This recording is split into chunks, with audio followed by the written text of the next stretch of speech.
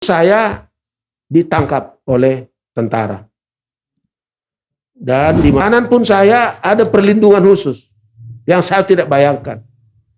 Misalnya ada seorang prajurit manggil saya dari sel, keluar, wah habislah saya ini dalam arti kan. Karena yang keluar itu sudah pakai senjata mereka, pakai pistol. Artinya tidak bisa kita bayar, tidak sanggup kita membayarnya. Karena apa? Modal kita untuk membayarnya hanya datang. Halo teman-teman, kita kembali lagi di segmen yang kedua, yaitu ngobrol bareng jemaat, yaitu ngojol.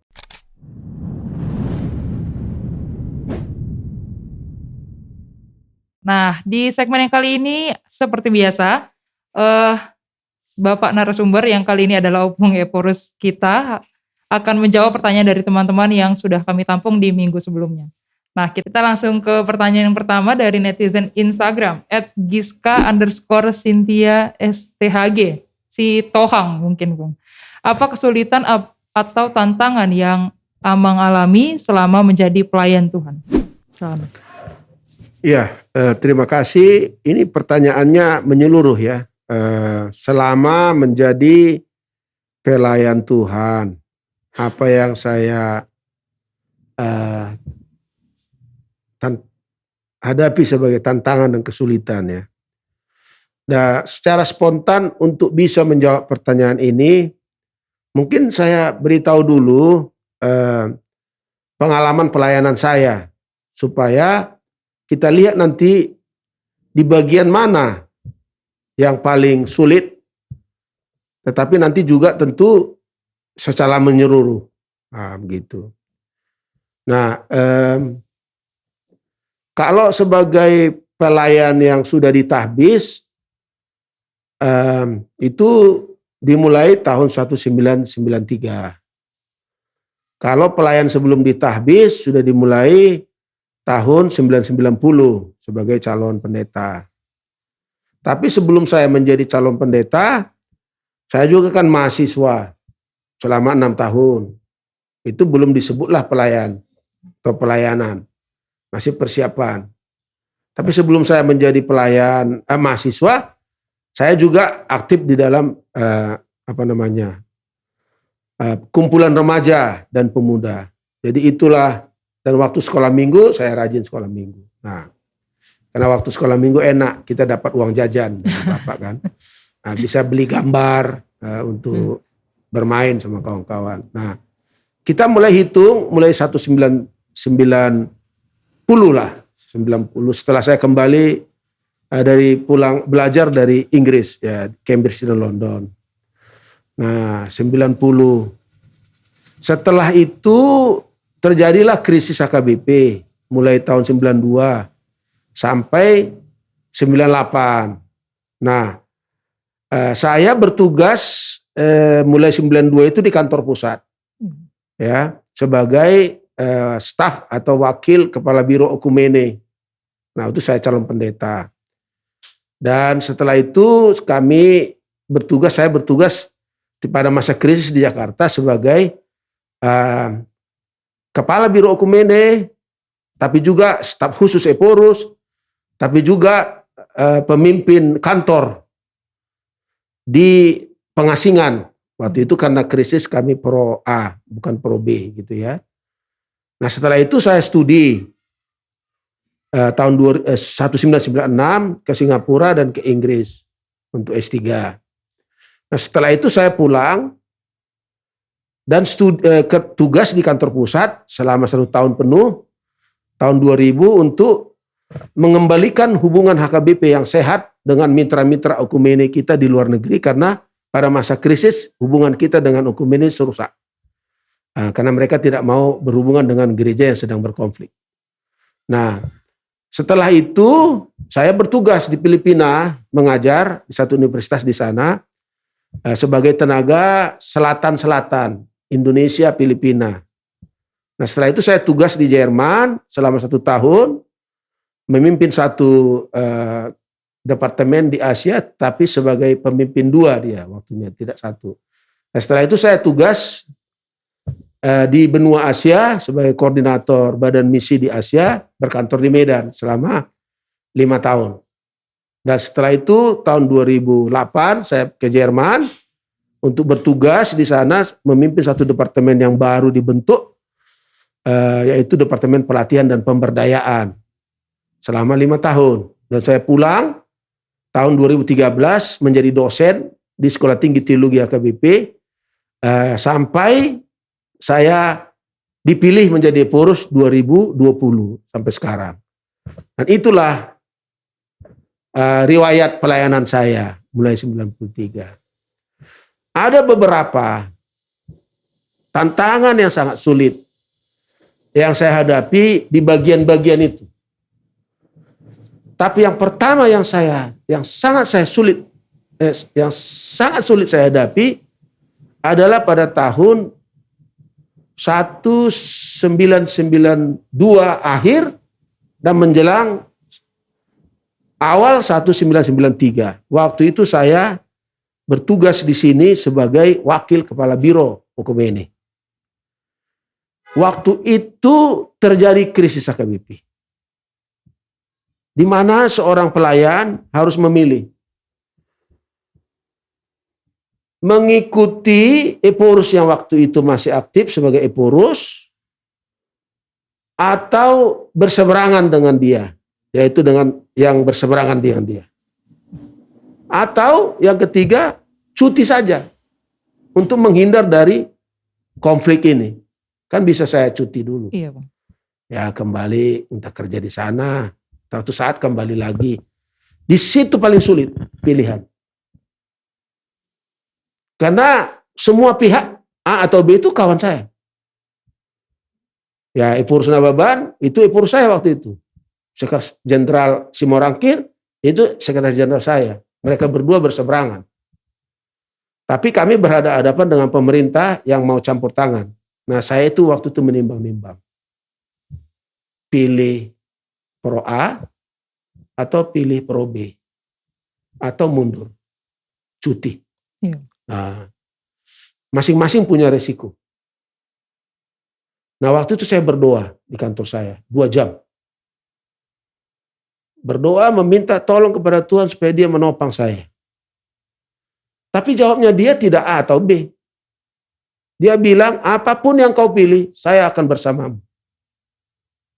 Nah maka saya pilih menolak campur tangan pemerintah ke dalam HKBP. Dan dengan bersama-sama dengan Eporus Nababan.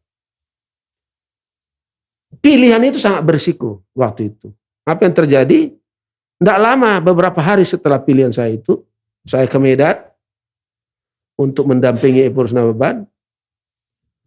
Dan waktu itu dia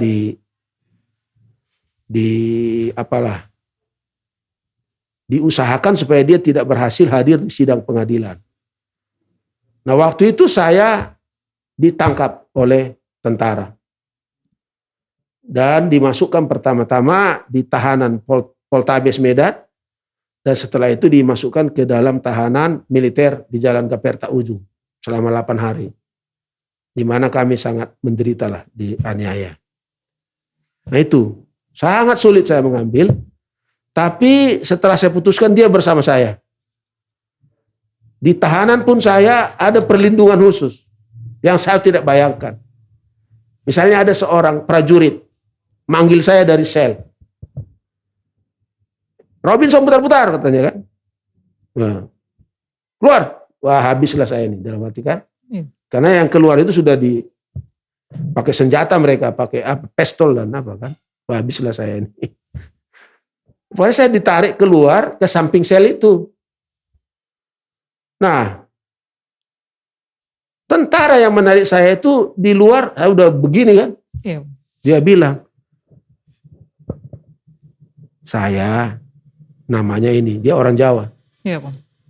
Tapi istri saya butar-butar. Saya tarik kamu dari luar supaya kamu jangan dihabisin, dianiaya di situ. Nah itulah Tuhan menyertai, kayak gitu kan? Iya. Itu satu tantangan yang sangat sulit. Kita memilih dan suara hati saya mengatakan tidak kepada campur tangan pemerintah, Tapi akibatnya saya masuk penjara militer, di mana waktu itu tahanan Gerakan Aceh Merdeka bersama dengan kami, hanya berseberangan sel. Jadi kami dianggap sebagai musuh negara, kan gitu. Iya.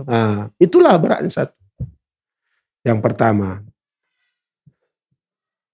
Tapi yang kedua juga adalah ketika saya baru memulai tugas saya di Jerman tahun 2009.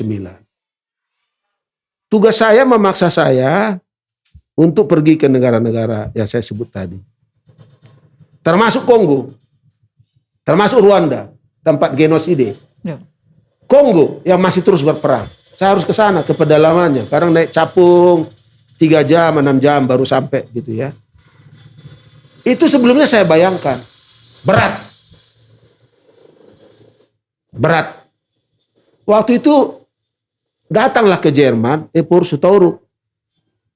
Eporus Dr. J.R. Hutauruk. Di Jerman dia menghadiri sebuah rapat. Sambil juga mengadakan penelitiannya. Dan di Jerman, di kantor badan misi itu ada satu kamar di mana diperuntukkan untuk Eporus. Dia panggil saya. Saya minta waktu juga. Nah, kami berbicara 4 mata. Dia tanya saya, apa yang perlu saya doakan? Bagaimana kabarmu, gimana katanya kan. Saya bilang, Opung, berat sekali nih. Karena saya harus ke Afrika. Saya bayangkan sih pekerjaan itu, tapi melihat kondisi ini saya berat sekali. Karena itu saya mau pulang. Saya minta mundur pun. Karena berat sekali itu.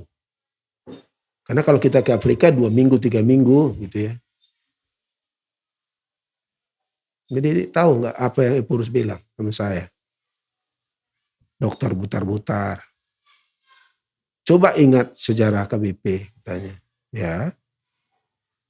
Apakah para misionaris yang datang dari Jerman dulu ke Tanah Batak tidak takut? 6 bulan baru sampai naik kapal. Mereka dengar juga orang Batak dari para antropolog mau makan daging manusia. Apakah mereka tidak takut? Takut. Tapi mereka percaya kepada Tuhan.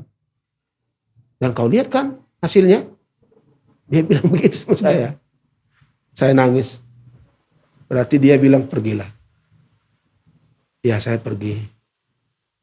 Tapi doakanlah saya. Gitu ya. Nah, suatu saat pernahlah saya tugas di Kamerun.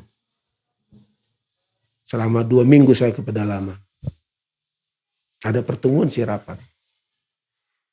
Setelah 2 minggu, pakaian saya kotor kan. Ya. Kembalilah saya ke ibu kota. Bukan ibu kota, kota ekonomi mereka. Douala namanya, kota Douala. Saya pagi-pagi setelah berdoa, telepon istri. Ya kan? Nggak diangkat. Nah, aduh. Lalu saya pergi keluar. Olahraga. Setelah olahraga saya lihat sudah mulai terang. Saya lihat ke sebelah jalan umum sudah banyak orang. Saya harus cuci pakaian lah. Kan saya datang waktu itu dari Asia, dari Medan. Nah, saya lihat terang ke sana, udahlah ke sana lah saya. Untuk cari tahu di mana ada laundry. Iya. Ya kan? Karena pakaian saya masih di hotel. Saya ini.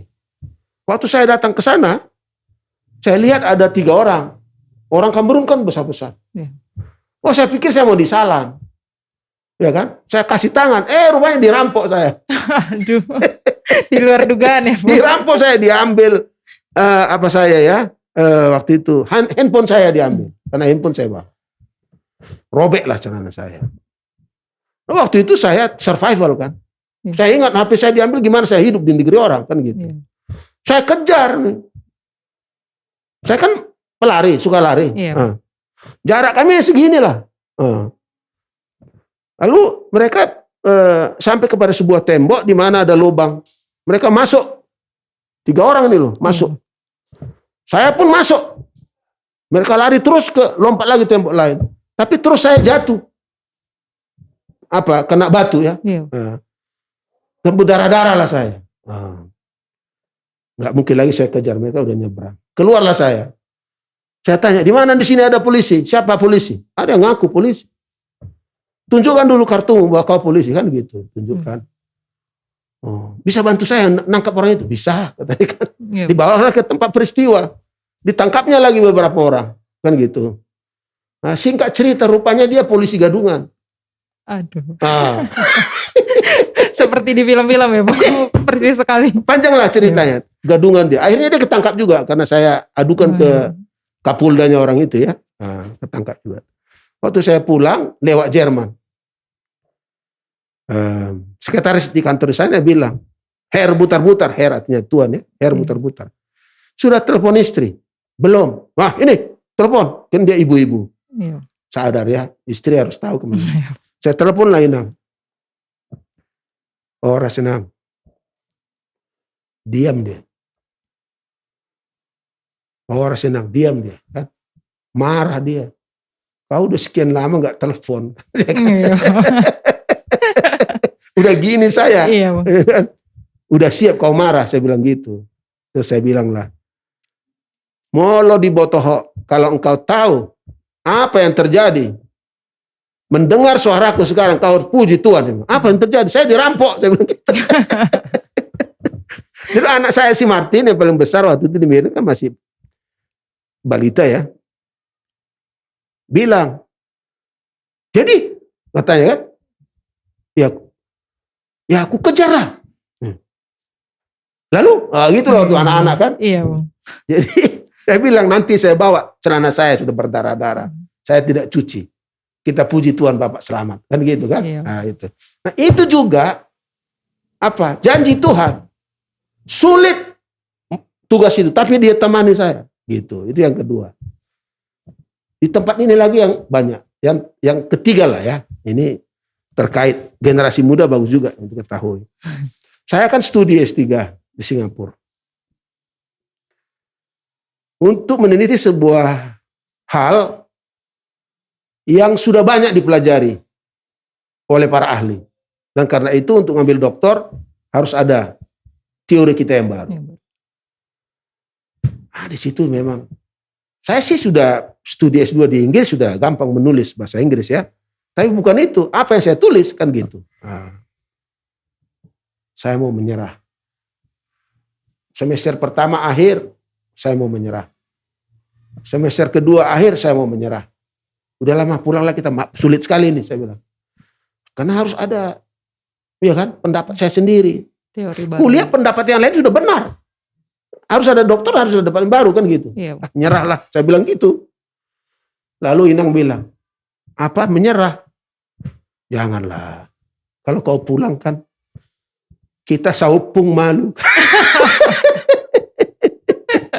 Saupung malu. Bertahanlah, belajarlah, teruslah tekuni. Gitu. Itu yang paling sulit. Hampir menyerah saya. Ya kan? Tapi tekuni terus, banyak berdoa, disiplin belajar. Ya kan? Akhirnya dia topang saya. Bisa, ada teori saya yang baru gitu. Tentang hal yang saya teliti. Gitu.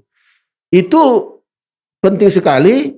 Ketiga background itu yang membuat saya sekarang melayani sebagai Eporus dengan tantangan yang besar. Nggak takut saya. Nggak takut saya. Ya. Kalau keluarga, ya Inang baik, dia topang saya. Dia nggak mau kerja, walaupun dia punya master ya dalam bahasa Inggris. Dia nggak mau, dia topang saya sepenuhnya untuk ngurus anak-anak. Lebih banyak waktu dia untuk anak-anak, sehingga saya fokus untuk terus melayani. Jadi itulah 3 dari banyak-banyak lagi, tapi waktu kan terbatas. Ya, betul. Terima kasih. Kita lanjut ke pertanyaan selanjutnya, Pung, dari Berkat Siagian. By the way, kenapa HKBP bisa punya utang dana pensiun, Opung? Dan Opung punya ide tidak untuk mengubah sistem manajemen HKBP? Iya, begini. Terima kasih untuk pertanyaan ini. Sebenarnya pertanyaan ini sudah banyak dipertanyakan oleh warga kita sejak awal ya, sejak Januari tahun lalu. Dan sudah saya jelaskan juga di sana. Saya ulangi saja penjelasan saya. Begini, ini dana pensiun HKBP sudah didirikan pada tahun 1929. Nah, dalam perjalanannya, yaitu pada tahun 90-an, sistemnya dirubah mengikuti undang-undang waktu itu. Yaitu dia dibentuk menjadi dana pensiun manfaat pasti. Program pensiun manfaat pasti. Apa artinya manfaat pasti? Ya begini, kita punya pekerja atau pelayan yang akan pensiun tahun sekian. Dan setelah pensiun, dia akan meninggal tahun sekian. Nah, kalau dia pensiun, anaknya umurnya 21 tahun sampai 21 tahun menerima hak dia. Dihitunglah ini semua. Berapa yang harus kita bayar? Berapa yang harus kita kumpulkan? Nah, maka ada iuran normal, itu dari peserta. Ada iuran tambahan. Iuran tambahan ini yang harus kita siapkan untuk ke depan sana. Untuk memastikan pensiunan kita itu bisa menerima hak-haknya. Yang lebih dari apa yang dia kasih. Karena iuran normalnya kan sekian, 5. Iuran tambahan itu lebih besar dari badan pendiri, yaitu HKBP. Nah, ini sebenarnya intinya tidak bisa kita bayar. Tidak sanggup kita membayarnya. Karena apa? Modal kita untuk membayarnya hanya datang dari persembahan namar boho, persembahan kedua. Nah, setelah dikumpulin di sini, ternyata kita nggak bisa mengambil dari sini untuk membayar iuran tambahan bulanan itu. Bulanan itu berapa? 2,3 miliar. Kalau iuran normal 600 ke 700 juta. Nah, ini karena nggak bisa kita bayar, dia bertambah. Berbunga hutang ini, berbunga. Terus pernah kita mengusahakan membayar dengan cara mengatakan kepada distrik, kalian kumpullah sekian. Tapi nggak berhasil. Pak, sedikit sekali, maksimum 5 miliar. Yang terkumpul. Nah, jadi akibatnya dia bertambah-tambah. Sebenarnya dana pensiun kita yang berkantor di Medan setiap rapat melaporkan utang kita segini, harus dibayarlah, kan gitu. Di sinode, di rapat preses, di rapat pendeta, di rapat pelayan penuh waktu yang lain diberitahu. Tapi tidak ada gerakan membayarnya. Jadi sebenarnya tidak ada korupsi. Orang ini diperiksa kok, dana pensiun ini diperiksa oleh OJK, external audit, sangat ketat di situ. Tidak ada di sini mismanagement. Paling ada kalau ada yang kita tanamkan saham misalnya ke satu usaha, itu tutup dia. Itu enggak 1-2 aja itu, maksimum 2 miliar dia yang hilang kalau ditutup. Tapi yang kita bayar ini nggak tambah-tambah dia, sehingga utangnya yang tambah, bunga kan harus untuk antisipasi ke sana, karena itu adalah aset kita yang harus kita punya untuk membayar di sana. Nah, jadi sampai akhir Januari itu, akhir Desember 2020, 116 miliar, dan karena harus kita bayar lagi 2,3 tambah sama iuran yang lain itu, sampai akhir Desember 144,7 M. Nah, dari 116 utang kita itu pada akhir Desember, maksimum utang peserta itu 6 miliar. Jauh sekali. Hanya itu 6 miliar utang peserta. Mengapa terjadi utang ini? Sebenarnya ada beberapa alasan. 2 alasan diantaranya adalah ini, ada peserta kita itu yang menerima dari jemaatnya, tapi digunakannya untuk kepentingan lain, karena memang belanja hidupnya nggak ada. Jadi bisa dikatakan lupa, tapi sebenarnya bukan sangat lupa, tapi karena ada kebutuhan lebih prioritas, jadi nggak disetor. Itu satu. Satu lagi adalah jemaat-jemaat yang dilayani memang nggak mampu membayar. Itu yang saya bilang tadi, ada jemaat-jemaat yang lain kecil itu nggak mampu membayarnya. Nah, jadi saya waktu memulai mengatasinya, saya bilang sama peserta, bayarlah. Dibayarlah itu. Tinggal 4 miliar, 2 miliar dibayar.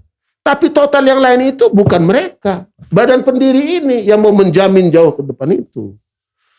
Nah, itu yang saya selalu jelaskan. Tapi sebelumnya enggak pernah dibeberkan. Sebenarnya dibeberkan di Sinode Godang, di rapat. Tapi peserta Sinode Godang tidak menjelaskan ke bawah. Ya. Nah, kan waktu itu kita pakai cara manual, ya kan? Ya. Nggak ada digital dengan cepat menyebar kan gitu. Ini harus ditulis surat, jalan lama, dan surat itu pun nggak di file dengan baik, hilang kan gitu ya. Itunya penyebabnya mengapa terjadi ini. Nah, yang kita selesaikan adalah oke, begini. Kalau ini kita pertahankan iuran manfaat pasti, maka utang bulanan itu terus datang. Ya. 2,3 itu. Setelah 2021 datang terus itu. Nah, pengalamannya menurut dana pensiun juga, kalau kita teruskan ini akan terulang kembali. Nah, maka saya bilang dalam usaha mencari dana ke pihak-pihak yang baik, termasuk ke badan misi, ini tidak akan terulang kembali. Oh, gimana caranya? Dulu pernah tahun 96 begitu, kami bantu hampir 4M. Terjadi juga begini, saya bilang ada dua. Kami harus pindah dari manfaat pasti ke iuran pasti.